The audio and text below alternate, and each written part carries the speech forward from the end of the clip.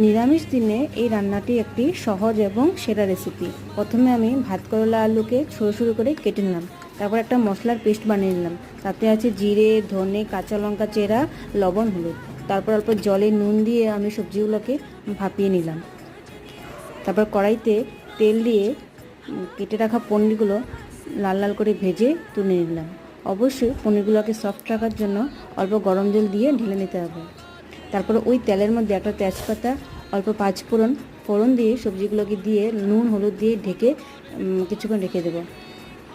অল্প ভাজা ভাজা হয়ে আসলে ওই মশলার পেস্টগুলো দিয়ে নেড়ে চেড়ে ঢেকে রাখবো। তারপর ঢাকনা খুলে পনিরগুলোকে ঢেলে নেব। ঝোল ফুটে আসলে অল্প চিনি দিয়ে সানরাইজের গরম মশলা দিয়ে দেব। ব্যাস তৈরি পনিরের তরকারি।